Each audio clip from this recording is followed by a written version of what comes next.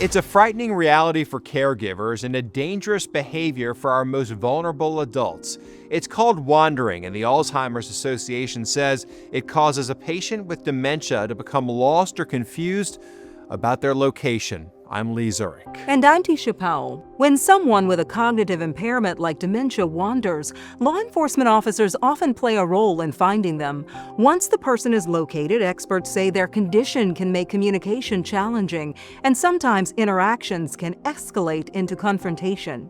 In Tennessee, for example, a man with late-stage Alzheimer's disease wandered from home and ended up charged with multiple felonies. Reporter Kristen Crowley takes an in-depth look at this one case and examines solutions to provide first responders training to safely interact with individuals in a state of confusion or distress.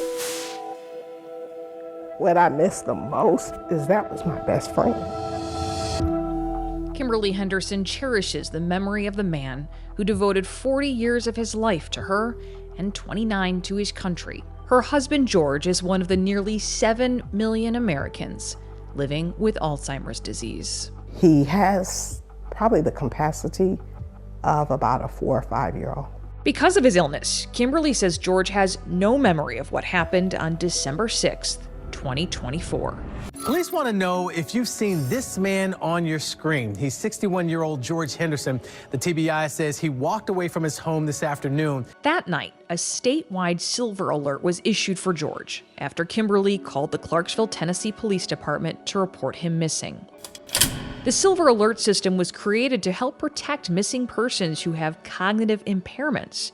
Alzheimer's Tennessee says the Tennessee Bureau of Investigation, or TBI, is tasked with oversight and creating a uniform statewide protocol for missing persons, including public alerts through media and on interstates, as well as social media posts. How's it going, brother? How you doing? Good. 6 hours after the TBI issued an alert, Officer Jacob Pritchett ran into George at a gas station in Guthrie, Kentucky, about 10 miles away from George's home in Clarksville, Tennessee. The arrest report states while talking to George, Officer Pritchett could tell something was off, that he was incoherent and wearing 2 different shoes. The officer accused George of using drugs. Go ahead and turn around and put your hands behind your back for me. You got cocaine in your nose. Yeah, that's a lie. That's a lie. Don't wait. When Pritchett went to arrest George, the situation escalated. Let go of my hand. During the arrest, the officer's body camera showed George getting punched in the head and knocked unconscious. Once he was placed in cuffs, Officer Pritchett ran George's name through dispatch. He learned George was the subject of a silver alert in Tennessee, but not Kentucky. In the citation, Officer Pritchett explains a bolo should have been issued for George, and if it was issued correctly, the outcome of the situation could have possibly been avoided. George was cleared by EMTs at the scene, then taken to jail and charged with 5 felonies. Weeks later, his wife reacted to the video of her husband's arrest. Just looking at the video, you could tell that he was in distress. He needed help. The Alzheimer's Association says finding a missing person with dementia requires different tactics and strategies than the search for someone without cognitive impairment. Since it launched in 2014, the Alzheimer's Association says at least 56,000 individuals have taken its first responder training course.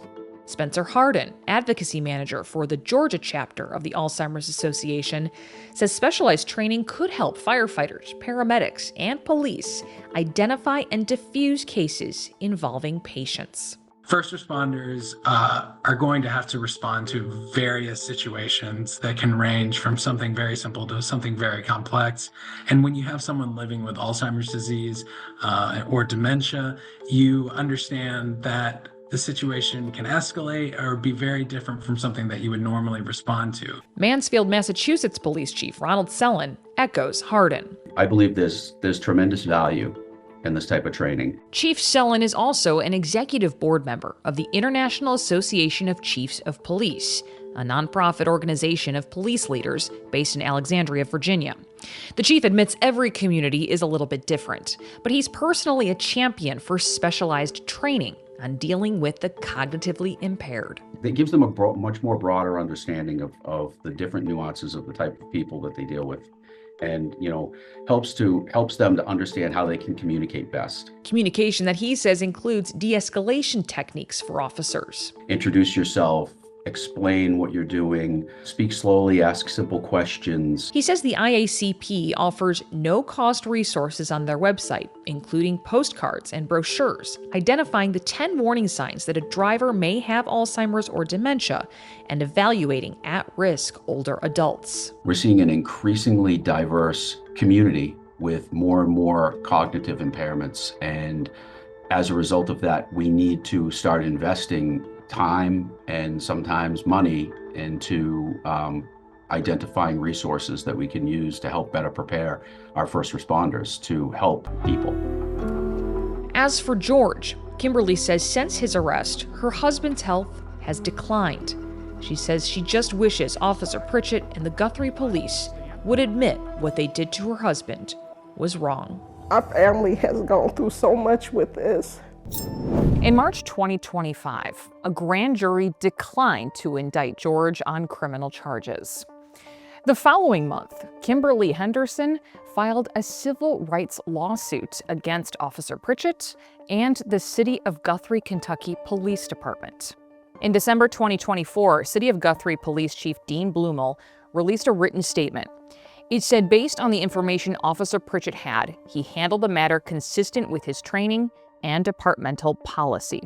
The police chief goes on to say Officer Pritchett received Crisis Intervention Team, or CIT, training that's offered by the state of Kentucky.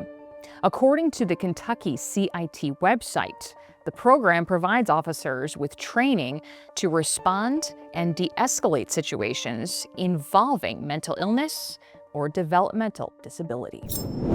The Alzheimer's Association says wandering is a top safety concern for people living with dementia. It can lead to injury or even death. Signs of wandering include restlessness, anxiousness, confusion, and fixating on a need to go home or get to work on time. Elizabeth Edgerly with the Alzheimer's Association says if someone wanders, it's important to search the immediate area for 15 minutes, then call 911 and report the individual as a missing vulnerable adult. A medic alert bracelet or necklace can also help if the patient is unable to communicate.